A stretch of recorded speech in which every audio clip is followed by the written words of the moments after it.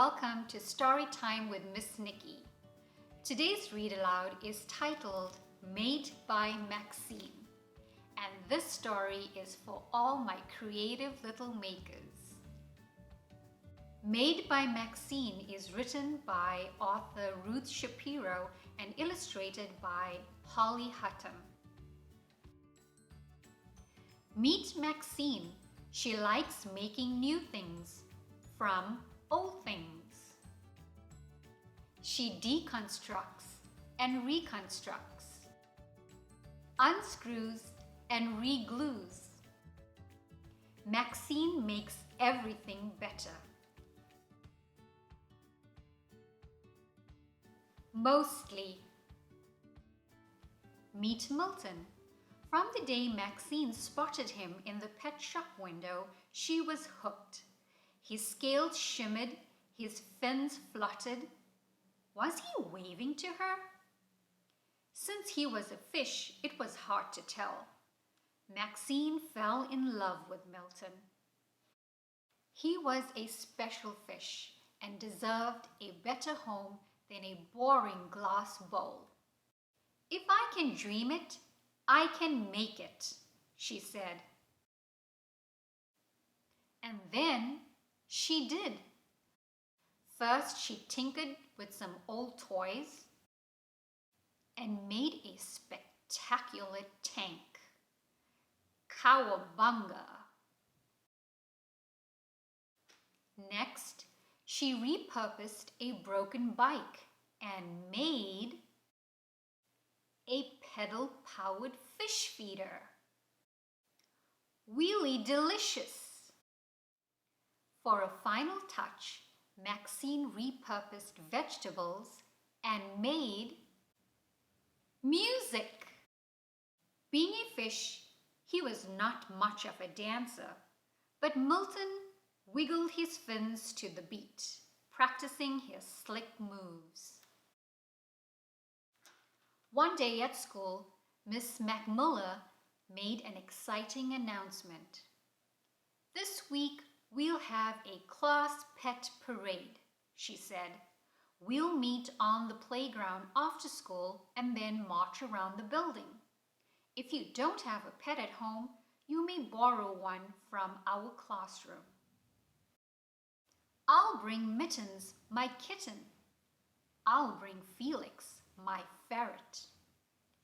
I'll bring Milton, my goldfish," said Maxine. "It's a pet parade, not a wet parade. A goldfish can't march. He doesn't have feet."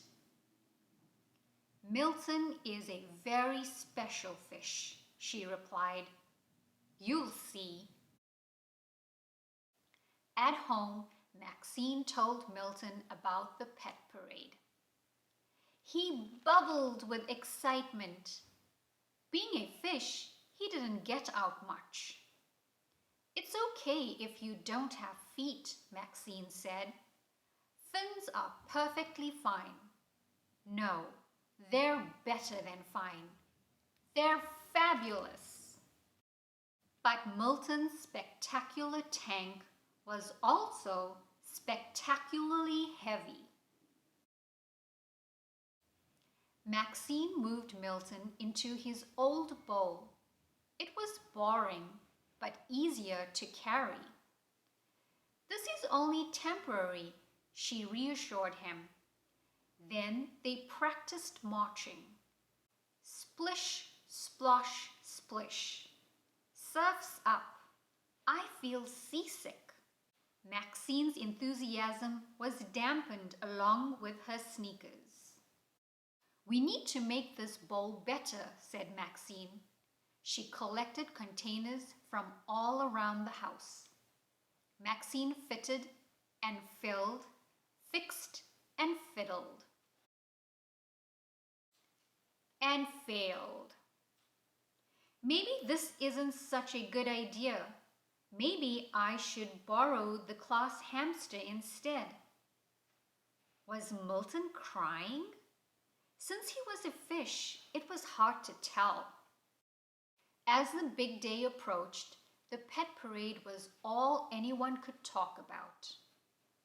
I brushed Mittens, so she's extra fluffy. I made Felix a new sparkling collar.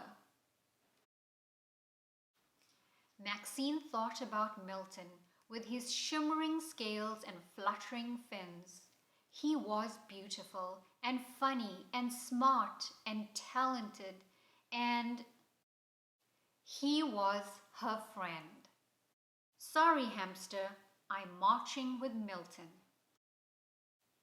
After school, Maxine picked up her pencils and paper and planned her project.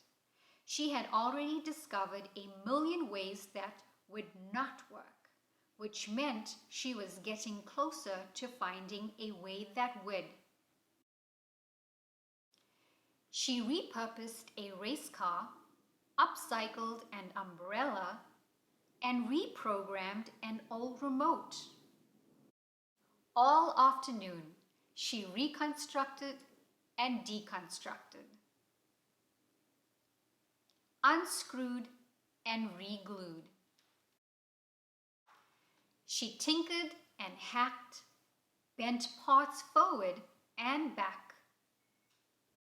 Maxine made a music playing, fin wiggling, wave sensing, wheel spinning, dance powered, fishmobile pet parade float. Fantastic, fantabulous, fincredible. Meet Milton, said Maxine, my very special fish. He's dancing and driving. Watch your feet, coming through. Miss McMillan complimented Milton on being the best behaved pet of all. Was he blushing? Since he was a fish, it was hard to tell. She also complimented Maxine on finding a way to include Milton. If I can dream it, I can make it, Maxine said. And she did. The end. I hope you enjoyed this fun story. With a little bit of tinkering, imagination, and perseverance, anything is possible. Join me next time for more awesome stories.